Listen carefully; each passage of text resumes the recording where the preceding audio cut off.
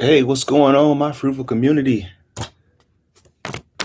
I will give you guys a second to get in here. Thank you for joining me. It's been a while. I know it's been a couple weeks, but I had to take a couple weeks to regroup, work on this book that I'm working on, but also to make sure that I'm not getting burnt out, because it's important for you to protect your own mental health. When you're working with other people, like even life coaches need a life coach. So it's important for you to protect your space, your peace, and protect um, your inner harmony. So I needed to just take that time away and get myself back centered, work on my book. I'm really excited for this book because I released a book 2 years ago, 2019 September, and I actually just re-released it. I got a couple samples coming in the mail, but I'll show you guys those books when they arrive. It's a really short. You can even call it a book. It's more like an essay. It's like what I've been through, how I've learned, the things that I've learned. So I'm going to share that with you guys as well. But I took space for myself so I can regroup, re-energize the batteries, and I am ready to serve you guys again. So in today's video, we're going to talk about what are the 3 signs that it's time for you to move on from your avoidant ex. And I went ahead and took some notes for you guys because I want to make sure this video is as valuable as possible. And I want to make sure that I'm not just talking to just be talking, because I know that, we have short attention spans, and I understand that. I know personally I do too, which is why I'm more of a visual/audio learner. So whenever I'm trying to learn something new, I'm either listening to it or I need to see it right in front of my face. So thank you guys for joining me today. And I'm going to get down to what I came here to talk about today. But first, if you want my help personally, reach out to me on my website, www.fruitfulseeds with a Z at the end.com. I'll slow that down. Fruitfulseeds with a Z at the end.com, and leave me an email. But the quickest way to get my response is to book a session with me on my website, or pay for my email coaching, and then you guys get moved up in the priority list. So let's get down to it. So the very first reason that I would say personally that it's time for you to move on from your avoidant ex is if they become mean. Now, the reason that they become mean is because most likely you're not taking no for an answer. You're constantly pestering them. You're constantly texting them and wanting to get some type of response out of them. Because here's the thing about people who are anxious attachers. We don't care what type of attention it is. As long as it's attention, as long as you're looking at me, you're hearing me, you're seeing me, you're responding to me. I don't care if it's negative. I don't care if it's positive. It's like that little boy that's trying to reach out to his mom for attention. He'll break a vase in the corner because if she's sitting on her cell phone, she's not paying him attention. He's just going to do whatever he has to do to get her attention. So when they become mean towards you, that means that they're getting frustrated and annoyed with you, which means it's time for you to take a step back, recenter yourself, and ask yourself, is this actually the attention that I want to get from this person? Because here's the thing, when you break up with somebody, or when they break up with you, they're not going to give you another chance unless you give them the opportunity to have silence, not see your face, not see your number pop up on a cell phone, to think about you in a different light. If they're going to come back to you, it's going to be on their own accord. It's going to be on their own terms. You want them to sit in silence and to think about, all right, maybe I kind of overreacted about this person. I should probably give them another chance. But if you don't do that, if you don't give them the opportunity to push their mind into that, what coaches call FOMO mindset, then you're never going to get there. And you're actually going to be doing something even worse. You're going to be pushing them further away.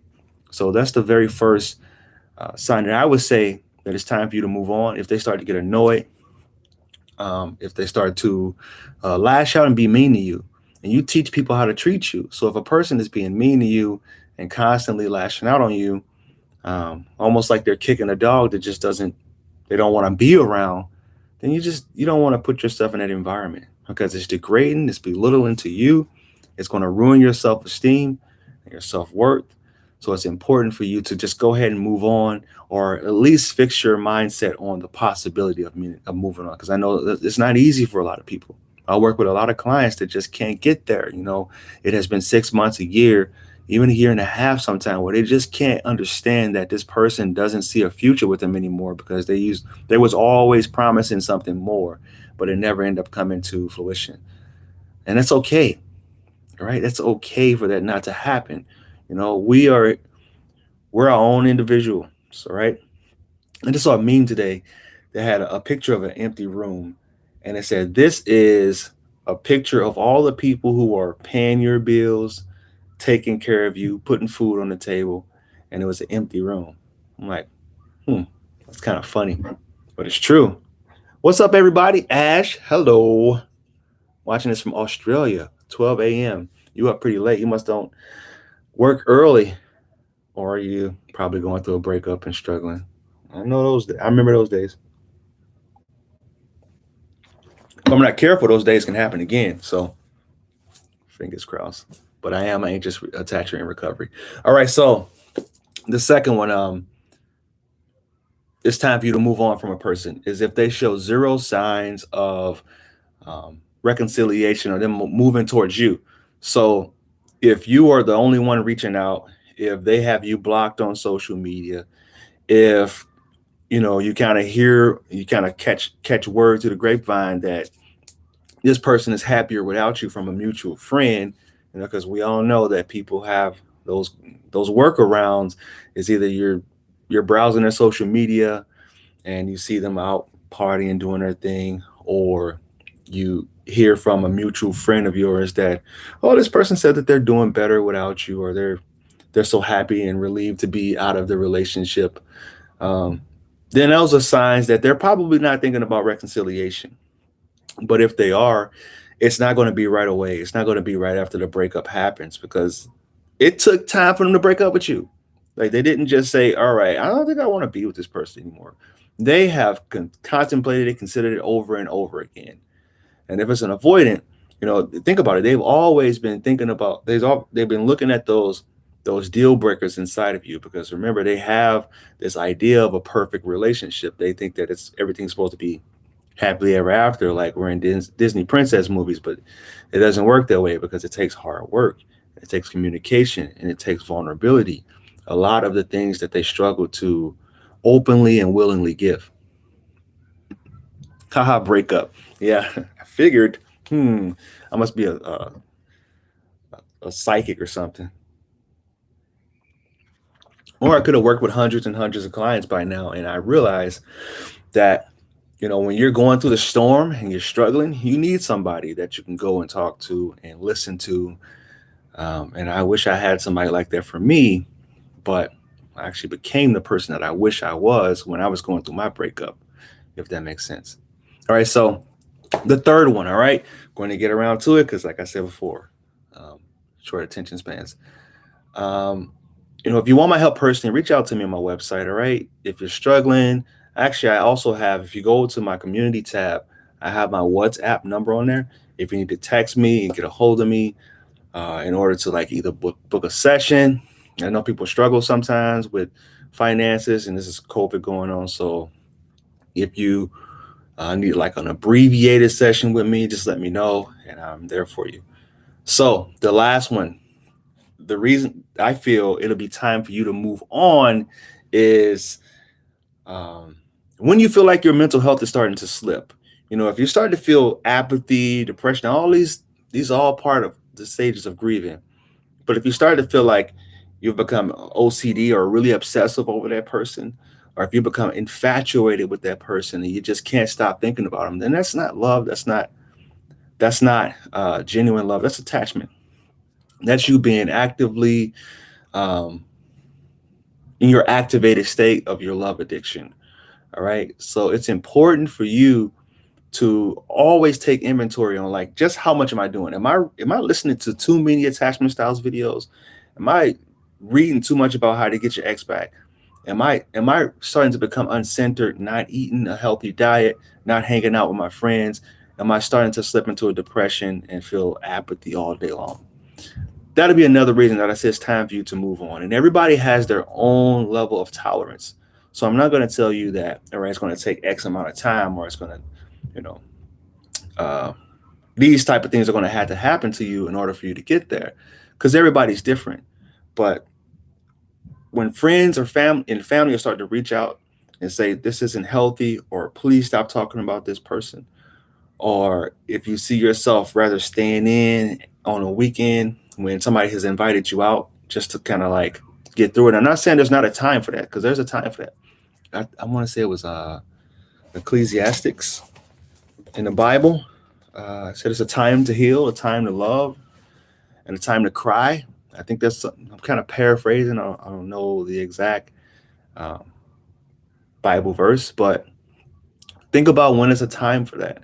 If you get to the point where you feel like this person isn't healthy for me anymore, this person is actually a toxic person to be around, then that's when it's time to heal. It's time for you to go through the motions, cry, heal, remove them off social media if you have to, delete their number if you have to. I know in the past I talked about not doing that, but when you get to the point where you feel like I need to just learn how to move on from this person, because they're really damaging to my mental health. And most people wonder, like, how I've never had this in the past. How in the world can somebody bring me this uncentered? It's like, well, because there's usually somebody that's going to try to do a little bit more than the other person. And when that happens, Ecclesiastics 3:4. Thank you so much. Look, what a great community. See, this is why I started this community. You guys are amazing. All right, I'll get it around. I'll get to the comments now. Thank you for all you do. Thanks, Gazelle. A dismissive guy who I like helped me out, helped me put together a dresser a couple of weeks ago. We had a great time, and he even opened up, talked. Then he went silent. It's like he fell off the earth. Do you just wait for him to reach out? You can reach out to him. I mean, you never know what's going on through his life. Like I talk about in previous videos, avoidance, they struggle with stress. Maybe they have some type of, they can't compartmentalize. We all struggle with stress, but they can't compartmentalize their stress. So if they're stressed in one area, they won't put any energy anywhere else. Like they'll just kind of like go into like a hermit crab or a turtle. The turtle goes back in the shell and they figure things out on their own. Maybe he is struggling with some type of anxiety about how he showed up. Maybe he felt like he said something that wasn't appropriate, or he was uncomfortable, or he was picking up on a weird vibe from you.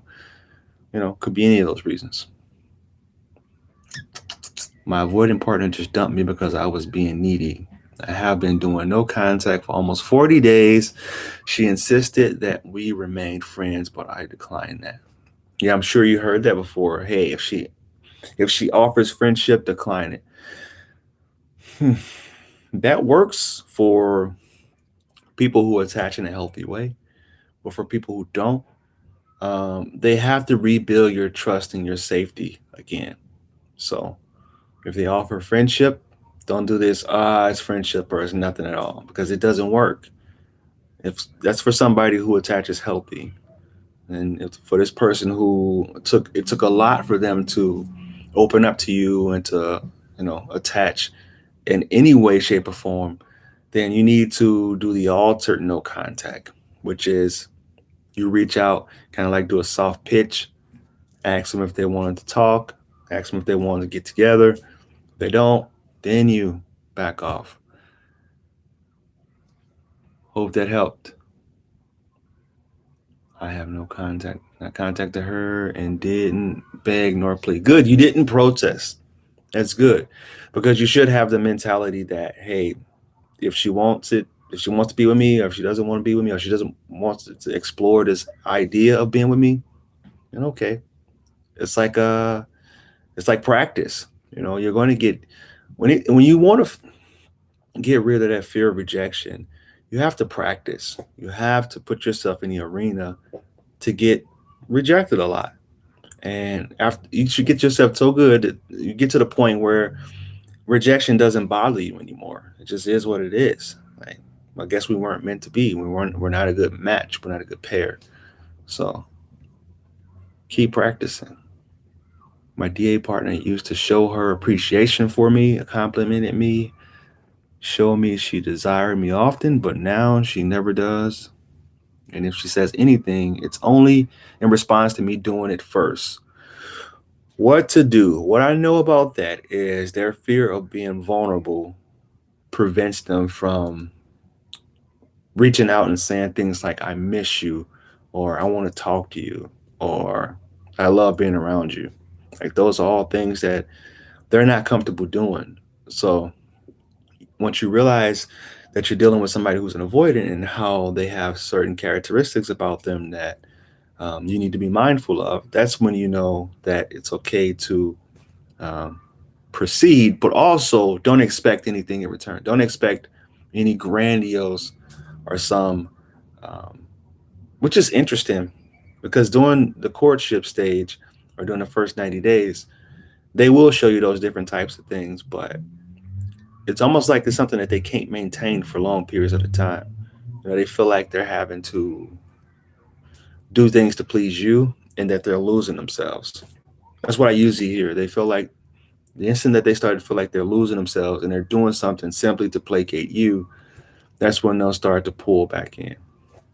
I just wrote a quote on Instagram a couple of days ago. If you guys aren't following me on Instagram, it's I am Coach Court. And the quote said, "Don't do extra in the beginning of the relationship in order to show the other person a side of you that you're not willing to maintain." Or I think it was something like that. Go to Instagram, check out the quote. I'm not quite sure how I wrote it, but I think I paraphrased that pretty good. Um, she's someone who's not going to make the moves, initiate contact with her after 50 days. Yeah, I would say so. 6 weeks, reach out, say hello, see how she's doing. Hope she's doing well with COVID. I hope she didn't get too sick from the vaccination if you got the vaccination. Um, but keep it light, keep it fun, and just inquire about her life. Just be a good person, be a decent human being, not a manipulative human being. Be a decent human being. There's a big difference. All right, dealing with the DA is a long, hard journey. It is.